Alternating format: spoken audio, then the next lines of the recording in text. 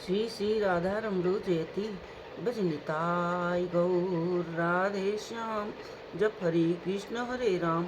चरित सुधा श्री श्रीमद राधा रमण चरण दास देव बाबा जी महाशय बड़े बाबा का जीवन चरित्र। मूल बंगला संपादक प्रकाशक श्री रामदास बाबा जी। बाबा जी महाशय के पास सदा लोगों की भीड़ लगी रहती। तरह तरह की व्याधियां ले लोग उनके पास आते। किसी को नेत्र रोग होता, किसी को दमा, अम्लशूल इत्यादि। लेकिन इनके पास सब प्रकार की व्याधियों की एक ही औषधि थी। कोई रोगी कातर भाव से कहता मुझे दमा है, देखिए न जाने कितने गंदे ताबीज पहन रखे हैं। बाबा जी महाशय कहते अच्छा इन्हें सबको राधा कुंड में फेंक दो और तुम राधा कुंड में गोता लगाकर चले आओ, सब ठीक हो जाएगा। जो इतनी बात में विश्वास कर गोता लगा लेता उसका रोग दूर हो जाता। जो विश्वास न कर सकता वो वंचित रहता।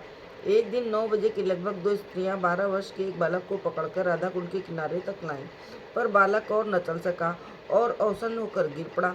उसे पानी सा पतला दस्त हुआ, मुंह से बोल निकलना बंद हो गया, शरीर बर्फ के समान ठंडा हो गया, हाथ पैर ऐंठने लगे और पसीना छूटने लगा।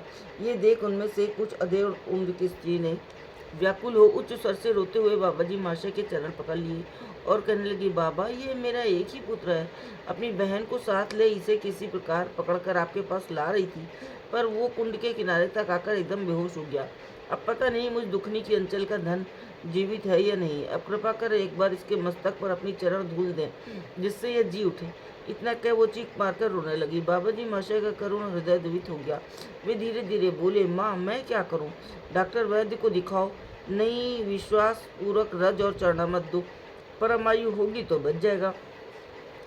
स्त्री इनके चरण पकड़कर बोली, बाबा मैं रज जानती हूँ न चरणामत, जो कुछ करना है आप कीजिए। मैं अनाथ हूँ, अपने एकमात्र संबल इस बेटे को आपके चरणों में समर्पित करती हूँ, आप मुझे रखें चाहे मारें। तब बाबा जी महाशय से न रहा गया, बोले चल देखूं। स्त्री की मृत देह में जैसे ही प्राणों का संचार हो गया वो झट उठकर आगे आगे चलने लगी। बाबा जी महाशय और अन्य भक्तवृंद उनके पीछे पीछे जाने लगे। बालक के पास जाकर देखा कि उसकी अवस्था बहुत खराब है, उसका रंग फीका पड़ गया है। बहुत देर तक ध्यान से देखे बिना पता नहीं चलता कि उसमें सांस है। बाबा जी महाशय बोले, माँ तेरे बालक की अवस्था तो बहुत खराब है, क्या करूँ। स्त्री, बाबा वो मेरा नहीं है, मैं उसे आपके चरणों में समर्पण कर चुकी हूँ, आप जो चाहें करें। बाबा जी, अच्छा तो तुम दोनों उसे पकड़कर राधा कुंड में उतारो। उसे राधा कुंड में उतार देने पर बाबा जी महाशय बोले, तुम दोनों जल में डुबकी लगाओ और उससे भी लगवाओ। उन्होंने ऐसा ही किया। पहली डुबकी में तो कुछ नहीं हुआ, पर दूसरी डुबकी में बालक को चेतन हो आया। वो आंखें खोल चारों ओर देखने लगा।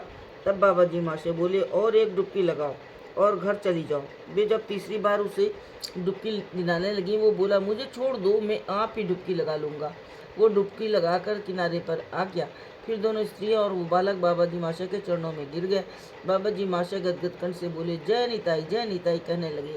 फिर उन्हें घर जाने का आदेश कर अपने स्थान पर आकर बैठ गए। उसी समय एक अंधे ने आकर कहा, बाबा मेरी दोनों आंखें ठीक कर दीजिए, मैं बड़ा कष्ट पा रहा हूँ।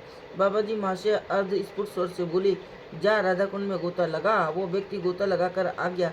इनके सामने एक हुक्के की सलाख थी।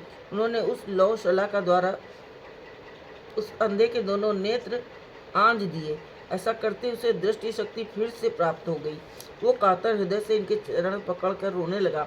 इन्होंने आदेश किया, जाओ हृदय से निताई चांद को पुकारो, कोई विपत्ति ना आएगी। इस समय ये प्रायः नग्न अवस्था में रहते।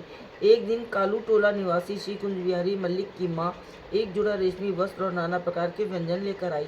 बाबा जी महाशय उन्हें देखते ही माँ माँ कहते हुए जैसे ही बालक के समान उनके निकट गए, उन्होंने वो रेशमी वस्त्र पहनाकर अपनी गोद में बिठा लिया। उधर उनकी लाई हुई सामग्री का भोग लगाया गया।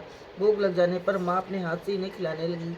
ये भी बालक के समान प्रेम से खाने लगे। एक ब्राह्मण ये वात्सल्य रस की लीला देख रहा था। उसका लक्ष्य बराबर रेशमी वस्त्रों पर था। थोड़ी देर बाद जैसे कुंजू बाबू और उनकी माता चले गए, उन्होंने रेशमी वस्त्र उतार कर उसे दे दिए। ब्राह्मण अभिलाषित वस्तु पाते ही परमानंद पूर्वक उन वस्त्रों को पहन इनके अंतर्यामित्व और मातृत्व शक्ति की जय घोषणा करने लगा। जय जय श्री राधे, जय हो बड़े बाबा।